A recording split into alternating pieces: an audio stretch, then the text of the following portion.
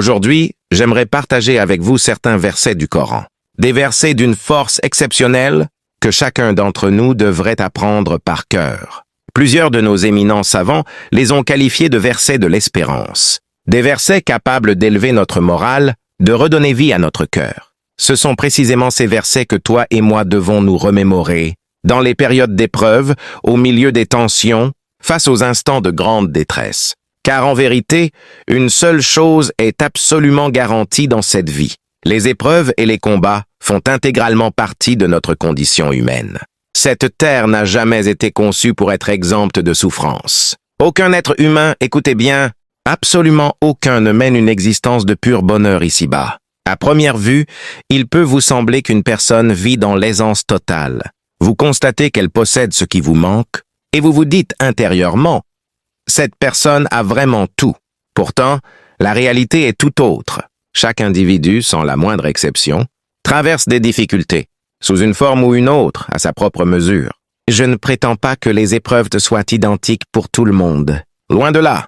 Il est évident que celui qui vit sous la menace permanente des bombardements, celui dont la famille a été brisée, celui qui a perdu ses enfants, qu'Allah très haut, nous en préserve tous, endure un niveau de souffrance bien plus intense. Néanmoins, même dans ces cas extrêmes, personne ne connaît une vie de paradis complet sur cette terre.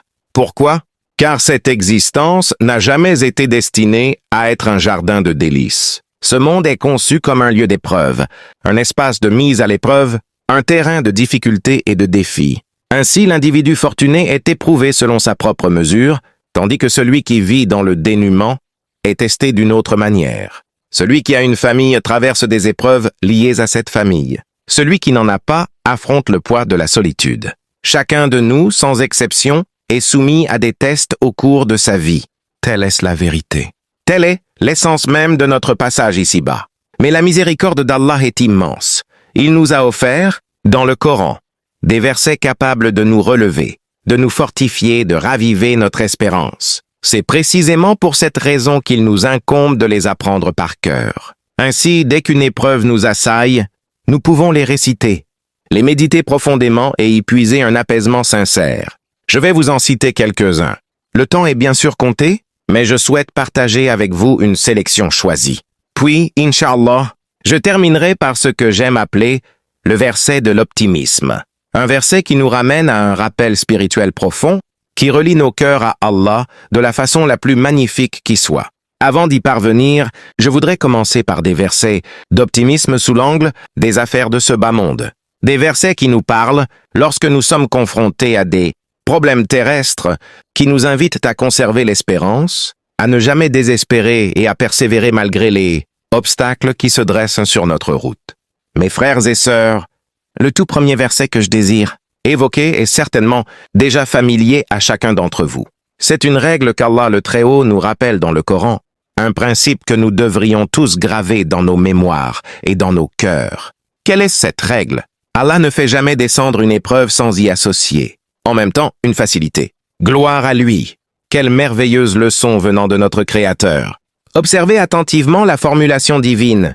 Il nous annonce qu'avec la difficulté même, vient une facilité. Puis, dans la phrase immédiatement suivante, Allah répète, avec cette même difficulté surgit encore une facilité. Nos savants ont commenté cette formulation avec une grande finesse. Ils expliquent qu'il est impossible qu'une seule épreuve parvienne à dominer deux facilités, ou davantage. Jamais. Les facilités l'emportent toujours sur l'épreuve. C'est la facilité qui triomphe invariablement. Et la langue arabe est ici d'une précision remarquable. Allah emploie une expression qui montre clairement que ce n'est pas après la difficulté, mais avec elle. Le « avec » indique une simultanéité parfaite, sans le moindre décalage. Au moment précis où l'épreuve descend sur toi, la facilité descend également. La même épreuve que tu traverses, Allah t'assure qu'il l'accompagne de plusieurs formes de soulagement. Ainsi, si tes finances te font souffrir, Allah te dit « Rassure-toi, ta santé tient bon. Si c'est ta santé qui te préoccupe, il te rappelle, tu as encore le trésor d'une famille aimante. Si les tensions règnent dans ton foyer, il te fait remarquer que la société et la communauté autour de toi vivent dans la paix. En somme, quelle que soit la forme que prend ton épreuve, Allah s'adresse à toi en ces termes. « Ô mon serviteur, je t'accorde plusieurs facilités. Je préserve d'autres domaines de ta vie qui restent fluides, supportables, source de réconfort, même au cœur de cette unique difficulté qui t'éprouve. Alors, saisis ce verset comme un verset de l'optimisme. Garde-le précieusement dans ton cœur. La prochaine fois qu'un obstacle se dressera devant toi, rappelle-toi cette vérité venue directement d'Allah. Jamais il n'impose une épreuve unique sans l'accompagner de plusieurs formes de soulagement. Subhanallah, quel trésor d'espérance, quelle source de réconfort, quel cadeau d'optimisme offert par notre Seigneur. Mes frères et sœurs, passons maintenant au deuxième verset d'optimisme. Encore une fois, il nous est familier à tous. Ce sont des rappels simples en apparence, mais d'une puissance telle que nous devons les ancrer profondément dans notre mémoire. Pourquoi? Parce que dès qu'un souci surgit, qu'une difficulté financière apparaît, qu'une crise familiale éclate, nous avons besoin de nous raccrocher à ces paroles divines. Nous devons nous ancrer solidement dans les mots d'Allah. Ce deuxième verset, vous l'avez sans doute entendu à maintes reprises, déclare « Aucune âme ne sera chargée d'un fardeau supérieur à sa capacité ». Subhanallah. Il ne s'agit pas d'une simple phrase. C'est une règle absolue. C'est une loi établie par le Coran. Ce sont les principes même que le Créateur a fixés pour l'univers. Ce que ce verset signifie, c'est que parfois, quand nous nous sentons submergés, écrasés par le poids de nos épreuves, nous nous disons intérieurement « Je n'y arriverai jamais. C'est trop lourd pour moi. Cette souffrance dépasse mes forces. Je n'ai pas en moi ce qu'il faut pour surmonter cela. » À celui ou celle qui traverse ce moment, nous rappelons « Ton Créateur te connaît infiniment mieux que tu ne te connais toi-même. » Allah sait que tu possèdes en toi la force nécessaire pour triompher de cette épreuve. Tu doutes peut-être de toi. Tu n'as peut-être plus confiance en tes propres capacités. Mais Allah, celui qui t'a façonné, croit en toi. Allah sait que tu en es capable. En réalité, le simple fait que cette épreuve précise t'ait été envoyée constitue la preuve irréfutable que tu disposes de ce qu'il faut pour la porter. Si vraiment tu n'avais pas la force, la capacité, la résilience nécessaire, Allah n'aurait jamais déposé ce fardeau sur tes épaules. C'est aussi limpide que cela. Ainsi, quand une charge écrasante t'accable, rappelle-toi qu'Allah a déjà proclamé qu'il n'impose jamais à une âme plus qu'elle ne peut supporter. Cela signifie que ton épreuve, ta peine, ton épreuve actuelle est précisément ajustée à ta force intérieure. Allah sait que tu possèdes le courage. Allah sait que tu possèdes l'endurance. Allah sait que tu possèdes la foi solide. Allah sait que tu disposes à la fois de la capacité intérieure et de la détermination extérieure pour traverser cette épreuve. Et c'est exactement pour cette raison qu'il t'a choisi pour ce test. C'est pour cela qu'il t'a confié ce fardeau particulier. Si Allah avait su que tu étais incapable de l'affronter, tu ne l'aurais même pas rencontré. Subhanallah. Quelle magnifique perspective sur l'existence. Alors, mes frères et sœurs, placez votre confiance en Allah. Faites-lui confiance. Il te connaît infiniment mieux que tu ne te connais toi-même. Quand tu as l'impression de ne pas pouvoir y arriver, répète-toi qu'Allah, lui, sait déjà que tu en es capable. Dans un certain sens, c'est comme si Allah plaçait sa confiance en toi. Il croit que tu vas te relever, que tu vas triompher, que tu vas réussir cette épreuve. Comprenez-vous la profondeur de cela? Allah sait que tu peux y parvenir. Et si Allah le sait, alors toi aussi tu le peux. Voilà donc le deuxième verset d'optimisme. Il nous rappelle que, quelle que soit l'épreuve que tu traverses, aussi pesante soit-elle, aussi insurmontable qu'elle paraisse, Allah sait qu'en toi réside suffisamment de ressources, qu'il existe en toi et autour de toi tout ce qu'il faut pour surmonter cette difficulté. Et si tu te tournes vers Allah, tu sortiras toujours vainqueur. Subhanallah, jamais une calamité ne touche un croyant, jamais une tragédie ne frappe un croyant sans que, au final, ce croyant n'en sorte victorieux. Telle est la promesse d'Allah. Cela signifie-t-il que la calamité elle-même s'efface complètement? Non. Il n'est pas obligatoire que tout revienne comme avant. Si la mort t'a arraché un être cher, la vérité est implacable. Cette personne ne reviendra pas parmi nous. C'est la volonté d'Allah. Si la fortune t'a quitté, cet argent ou ces biens précis risquent de ne jamais réapparaître. L'épreuve demeure. Cependant, ce qui compte vraiment, c'est ta réaction intérieure, l'élévation de ton âme, le renforcement de ta foi. C'est précisément cela qui te permettra de triompher de cette épreuve. Tu en sortiras plus solide, avec une confiance en Allah bien plus profonde qu'auparavant. Et si, au contraire, l'heure de ton départ approche, même là tu restes gagnant. Pourquoi? parce que mourir en état de foi authentique, c'est la victoire absolue. Et si Allah t'accorde le rang de martyr, qu'il nous l'offre à tous, c'est une réussite encore plus immense. Le croyant ne peut jamais être perdant, jamais. C'est l'enseignement clair du Coran et de la Sunna. Il est inconcevable que celui qui place sa foi en Allah, qui revient vers lui avec sincérité et qui remet son sort entre ses mains, finisse vaincu. Allah a conçu l'ordre des choses de telle sorte que, quelle que soit la difficulté, quelle que soit la souffrance traversée, dès l'instant où tu t'en remets à lui, tu sors toujours vainqueur. Réfléchis-y bien. Allah a lui-même organisé le cours de l'existence pour que le croyant, en toutes circonstances, reste le gagnant. Gloire à lui. Voilà la grâce immense accordée à celui qui croit. Mes chers frères et sœurs, la troisième parole d'espérance, apprenons-la des lèvres même du prophète Moïse. Imagine la scène. Les enfants d'Israël fuient perdus dans le désert, un peuple désorganisé, sans armée ni armes, une foule fragile et vulnérable. Un peuple de paysans et d'anciens esclaves depuis des siècles. Pas d'entraînement militaire, pas de monture, pas de force armée, pas de puissance. Juste des villageois et des esclaves libérés qui s'enfuient à pied. Et derrière eux, l'armée la plus redoutable de l'époque, celle de Pharaon, des soldats aguerris, équipés d'armes redoutables, montés sur des chevaux experts en tir à l'arc. Toute la machine de guerre impitoyable les talonnait. Devant eux s'étendait l'immense mer Rouge. Imaginez cet instant précis. Ils emmenaient leurs enfants, portèrent des nourrissons dans leurs bras. Ils ignoraient tout de la natation pour traverser. Derrière, l'armée la plus puissante du monde connu. Devant, une étendue d'eau infinie. Et que disent alors les enfants d'Israël? Nous sommes perdus. Ils vont nous rattraper. La mort est inévitable. Leur foi n'était pas assez solide pour tenir face à l'angoisse. Et qu'a répondu Moïse? Gloire à Allah. Retenez ces paroles, mes frères et sœurs, et répétez-les chaque fois que la difficulté vous assaille. Il a déclaré, « Allah est avec moi. Comment pourrais-je être vaincu? Mon Seigneur est à mes côtés. Comment pourrais-je jamais désespérer? Il m'ouvrira une issue. » Voilà l'essence même de l'optimisme véritable. Regardez la scène. Aucune arme, aucune troupe, aucun entraînement, aucun cheval. Derrière, la force militaire la plus écrasante que l'humanité ait connue. Devant, la mer Rouge immense et infranchissable. Pourtant, Moïse reste inébranlable et proclame « Allah est avec moi ». Il tracera un chemin. Et qu'a fait Allah? Il a fendu la mer en deux. Il leur a révélé une issue là où personne n'imaginait qu'il pût en exister une. Telle est la force de la foi sincère. Telle est la puissance de l'abandon confiant à Allah. Toi et moi, nous ne verrons peut-être pas la mer Rouge s'ouvrir sous nos yeux, mais le principe demeure identique. Quand Allah est avec le croyant, aucune impasse n'est définitive. Sous nos yeux.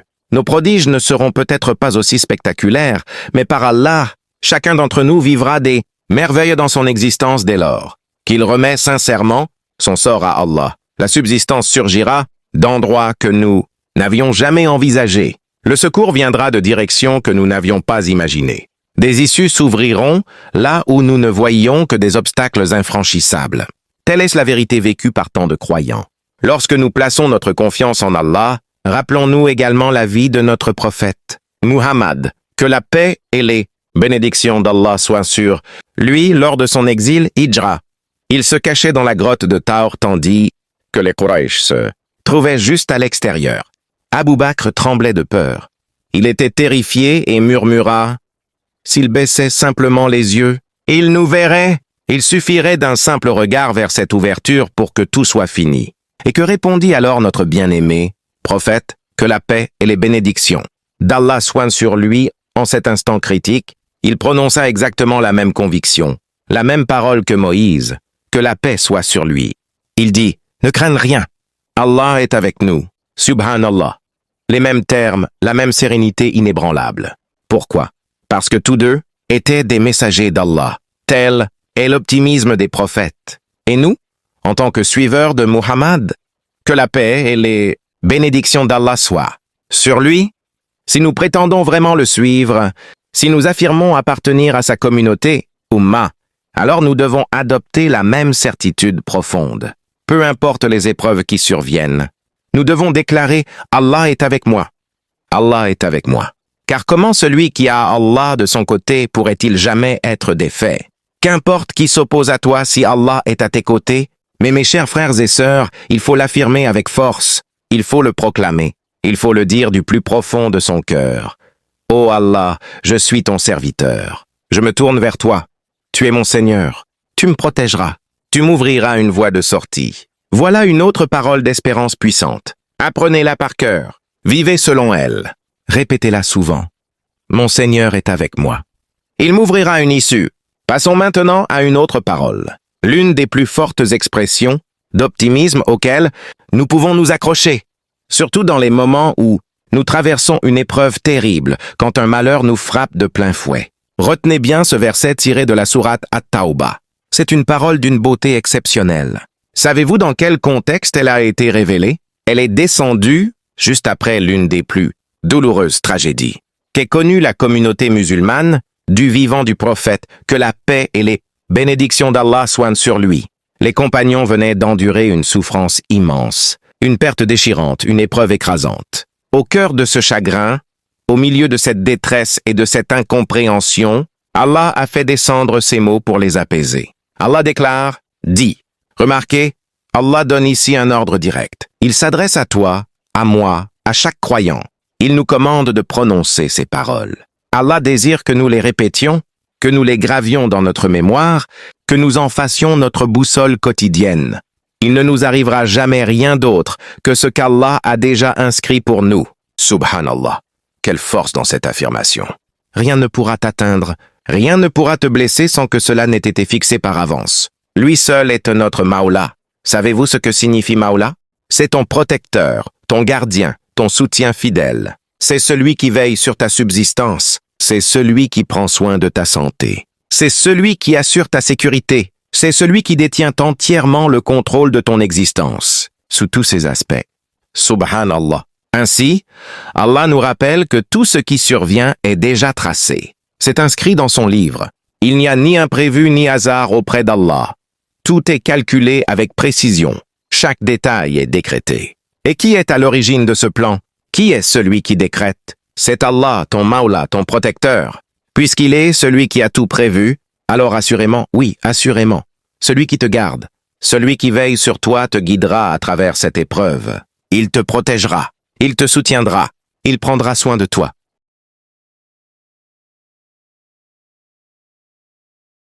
Il veillera sur toi. Il tracera pour toi une issue favorable. Peut-être, à court terme, ne comprendras-tu pas le résultat.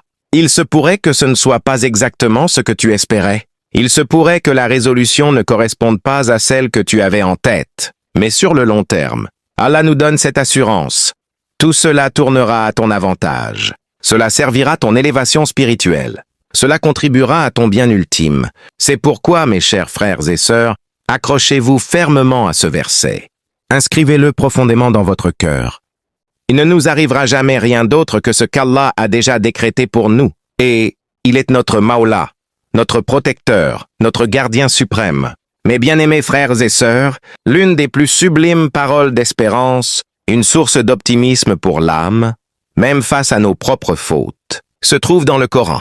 En réalité, le livre sacré regorge de versets porteurs d'espoir, de versets qui insufflent la confiance. Mais si nous disposons encore d'un peu de temps aujourd'hui, je souhaite vous en présenter non pas un seul, mais deux, car certains parmi les grands savants des premières générations de cette Ummah considèrent ces deux-là comme parmi les plus encourageants de tout le Coran. Écoutez attentivement. Le premier s'adresse à une catégorie de personnes particulières. Il ne parle pas des plus éminents compagnons, ni des plus élevés en piété parmi les pieux prédécesseurs, ni de ceux qui occupent les plus hauts degrés spirituels. Non, il s'agit d'un autre groupe. Ces gens ne sont pas totalement englués dans le mal, mais ils ne se situent pas non plus au sommet de la vertu. Ils se trouvent quelque part entre les deux. Qui sont-ils donc? Allah les décrit comme ceux qui prennent conscience de leurs péchés.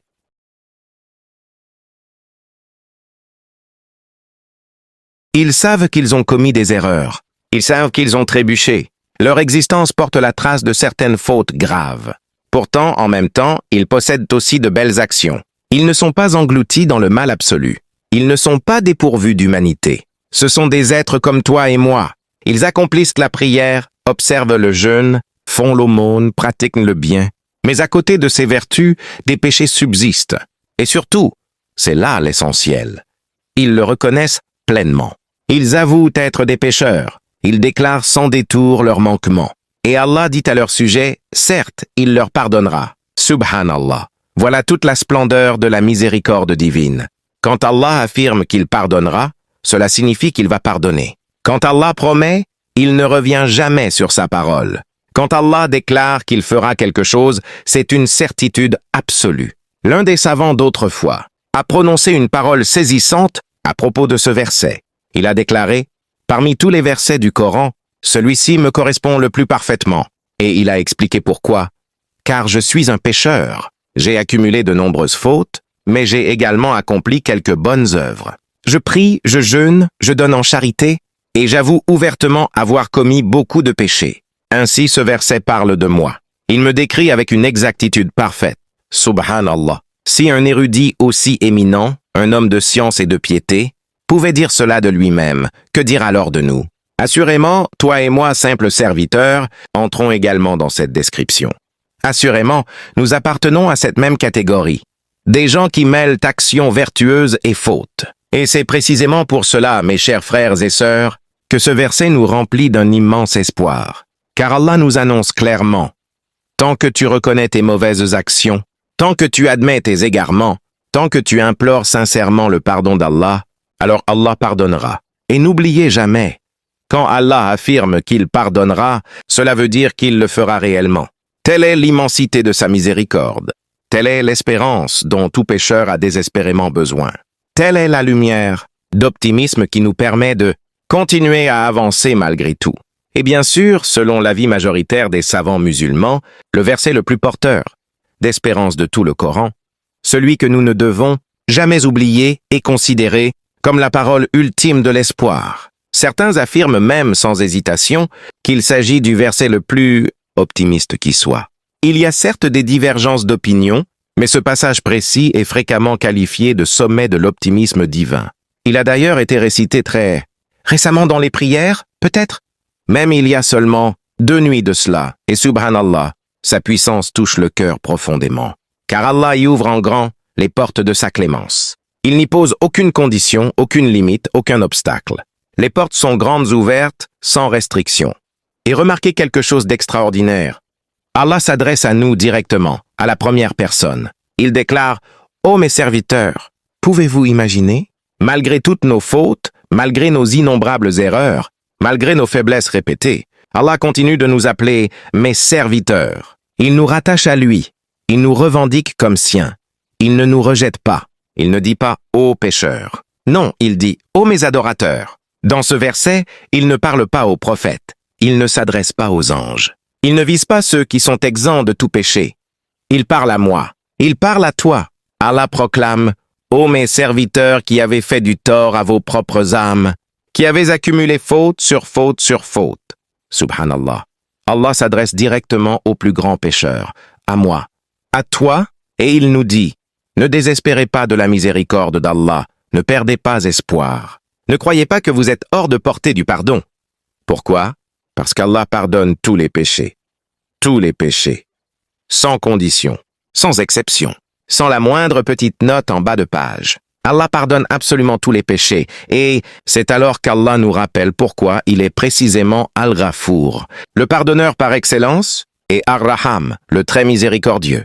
Ce verset représente l'expression la plus inconditionnelle, la plus vaste, la plus saturée d'espérance de tout le Coran. Une parole qui s'adresse à chaque pécheur, quel que soit le poids de ses fautes, quelle que soit l'obscurité de son passé. Ne t'inquiète pas. Allah te pardonnera. Et médite bien ceci. Tes péchés, aussi nombreux soient-ils, ne pèsent rien face à l'immensité infinie de la miséricorde d'Allah. Tes fautes, aussi énormes paraissent-elles à tes yeux, ne sont qu'une poussière insignifiante devant la rahma d'Ar-Rahman. Prends-tu conscience de la ruse de Shaitan? Sais-tu quelle abomination il sème dans nos esprits? Quand le diable murmure « Tu es trop coupable. Ton pardon est impossible. » Cette idée même constitue un péché bien plus grave que toutes les actions que tu aurais pu commettre durant toute ton existence. Pourquoi? Parce que cette pensée insulte directement Allah. Elle prétend restreindre sa miséricorde. Or rien, absolument rien, ne peut borner la miséricorde d'Allah. Réfléchis-y sérieusement. Tes péchés sont limités, tes fautes sont finies et petites. Mais la miséricorde d'Allah est sans borne. Son pardon n'a aucune limite. Ainsi, quand quelqu'un déclare « Je ne peux pas être pardonné », il affirme en réalité que ses péchés surpassent la miséricorde d'Allah. Et qui sommes-nous, avec nos vies si brèves, nos actes si restreints, pour oser proférer une telle énormité au sujet de la rahma infinie d'Allah? Chasse définitivement cette idée de ton esprit. Ne laisse plus jamais Shaitan t'enfermer dans ce piège. Allah est capable de pardonner tous les péchés. Allah pardonne effectivement tous les péchés. Et qui donc, hormis lui, possède le pouvoir de pardonner? Personne d'autre. C'est pourquoi nous pensons du bien d'Allah. Nous entretenons une belle opinion de lui. Nous conservons toujours l'optimisme au cœur de notre foi, au sein de notre religion et dans le cours de nos journées. Jour après jour, nous surmontons nos difficultés. Jour après jour, nous avançons avec détermination. Puis, lorsque viendra le moment de rencontrer notre Seigneur, nous irons à sa rencontre remplis d'espérance, de certitude et de foi profonde, convaincus que si nous plaçons notre confiance en lui et que nous l'invoquons avec sincérité, il ne nous abandonnera jamais. L'une des principales raisons pour lesquelles nous nous perdons dans des pensées excessives est que nous désirons tout maîtriser. Nous voulons connaître à l'avance le déroulement exact de notre existence, le lieu où nous atterrirons, la personne que nous épouserons, le métier que nous exercerons, le moment précis de notre réussite. Lorsque nous nous chargeons d'un fardeau qui ne nous incombe jamais, nous tentons de tout organiser, dans les moindres détails. Alors, qu'Allah a déjà tracé pour nous un dessein bien supérieur, infiniment plus sage et empreint d'un amour bien plus grand que tout ce que nous aurions pu concevoir nous-mêmes. Sachez-le, quand vous ruminez sans cesse, vous vous opposez en réalité à la sérénité qu'Allah vous a promise. Allah déclare dans le Coran, « C'est par le rappel d'Allah que les cœurs s'apaisent. » Subhanallah, il n'a pas dit dans les plans interminables. Il n'a pas dit dans le ressassement du passé ou l'angoisse du lendemain. Il a dit dans son rappel. C'est là que réside la véritable paix. Parfois, vous vous perdez dans ces pensées excessives parce que vous avez l'impression de rater quelque chose. Peut-être qu'une autre personne s'est mariée avant vous, a obtenu l'emploi avant vous, a connu le succès avant vous, et vous vous demandez « Pourquoi pas moi? Allah m'aurait-il oublié ?» Non, Allah ne vous oublie jamais. Le prophète, que la paix et les bénédictions d'Allah soient sur lui, nous a enseigné « Ce qui t'est parvenu ne pouvait pas t'échapper, et ce qui t'a échappé ne pouvait pas te parvenir. Alors cesse de te tourmenter à propos de ce que possèdent les autres. Ce qu'Allah a inscrit pour toi arrivera au moment le plus juste. C'est précisément pour cela que la patience est si puissante. La patience n'est pas une passivité qui consiste à rester les bras croisés sans rien entreprendre. Elle consiste à déployer tous tes efforts sincères, puis à remettre le reste entre les mains d'Allah. Dès l'instant où tu abandonnes cette illusion de contrôle et que tu déclares « Oh Allah, j'ai confiance en ton plan pour moi », c'est à ce moment que les pensées tourbillonnantes s'estompent. C'est à ce moment que ton cœur retrouve enfin son souffle. Ainsi, mes chers frères et sœurs, la prochaine fois que Shaitan viendra murmurer à ton oreille « Et si tout tourne mal? Et si rien ne fonctionne jamais? Et si tu échouais ?» Oppose-lui plutôt cette réflexion.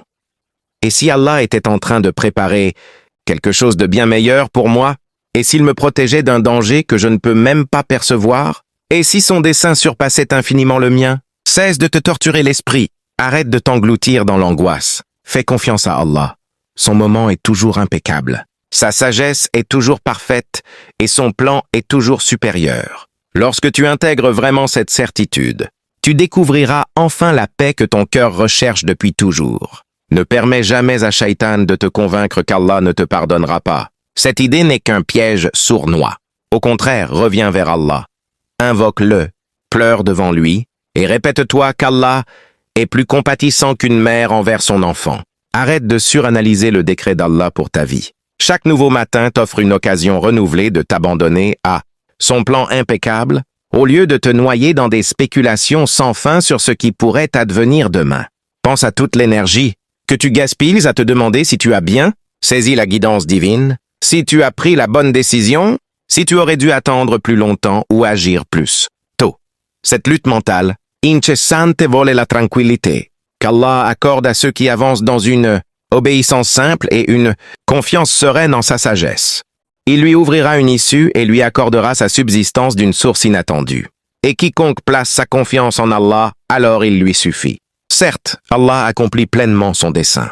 Ces paroles nous rappellent que notre compréhension limitée n'a jamais été conçue pour porter le poids de déterminer l'ensemble de notre avenir. Elle nous assure que la guidance d'Allah coule naturellement dès que nous cessons de vouloir tout décortiquer avec notre esprit fini. Cesse de ruminer ton avenir sans fin.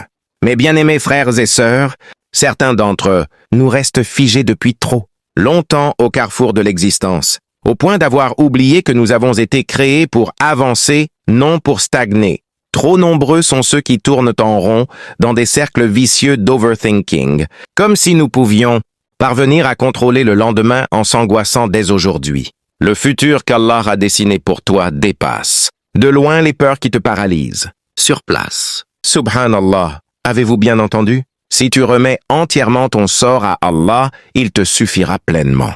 Chaque matin, Allah nous offre de nouvelles occasions. Pourtant, au lieu de les accueillir avec gratitude, beaucoup d'entre nous s'engloutissent dans une analyse sans fin. Ai-je pris la bonne décision? Aurais-je dû patienter davantage? Et si tout s'effondre? Cette lutte intérieure permanente vole la sérénité qu'Allah a promise aux croyants. Certains attendent des conditions idéales avant d'agir. Nous imaginons qu'une fois tout parfaitement clair, une fois chaque risque éliminé, alors seulement nous avancerons. Mais ces conditions parfaites n'arrivent jamais. Allah déclare dans le Coran, « Ne vous affaiblissez pas et ne vous attristez pas. Vous serez les vainqueurs si vous êtes de vrais croyants. » Savez-vous ce que cela signifie réellement? Que la crainte et l'hésitation tenteront toujours de vous retenir.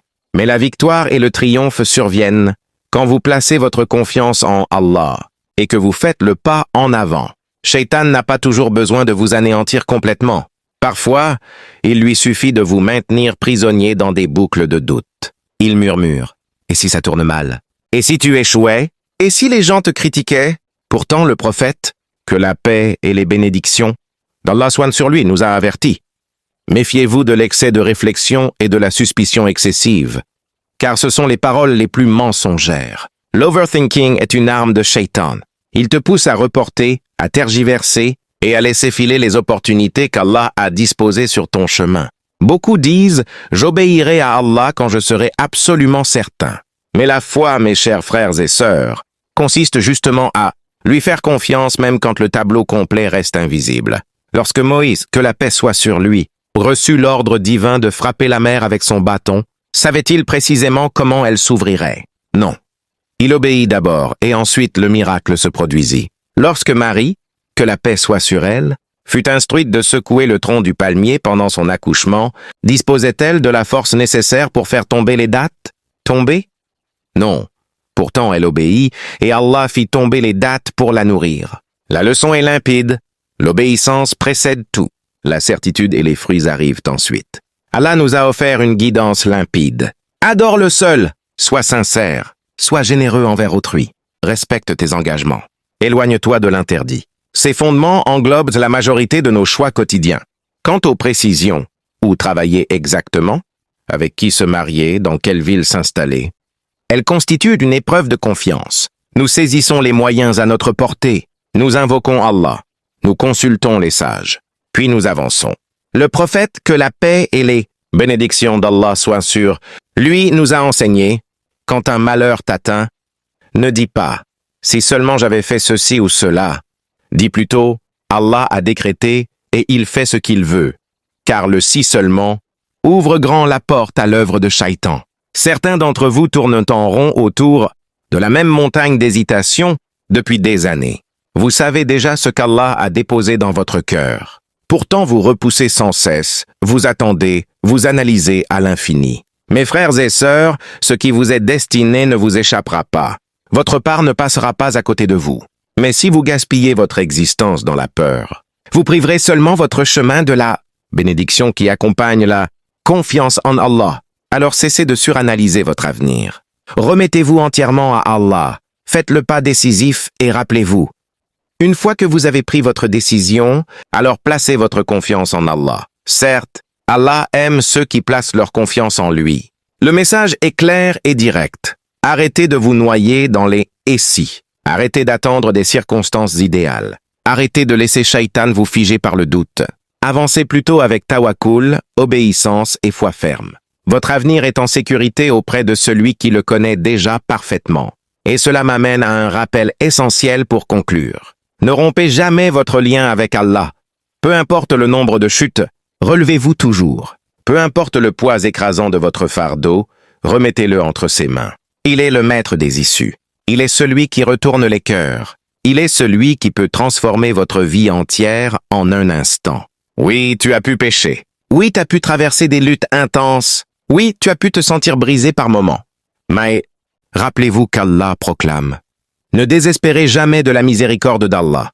Certes, Allah pardonne tous les péchés. Ce n'est pas une parole humaine. C'est la promesse solennelle d'Allah, le Très-Haut lui-même. Alors persévérez dans l'invocation, revenez sans relâche au repentir. Continuez vos efforts même si vous trébuchez 1000 fois. Car Allah ne compte pas le nombre de vos chutes. Allah compte le nombre de fois où vous vous êtes relevé pour revenir vers lui avec sincérité. Et quand l'existence se fait lourde, répétez-vous ceci: ce monde est passager. La souffrance est passagère. Les épreuves sont passagères. Mais la récompense auprès d'Allah est éternelle. Et le paradis, mes chers frères et sœurs, mérite chacun des efforts, chacune des difficultés que nous traversons. Qu'Allah, le Tout-Puissant, nous pardonne à tous, raffermisse nos cœurs, nous préserve des pièges de Shaitan et nous place parmi ceux qui entreront au paradis, sans avoir à rendre de compte.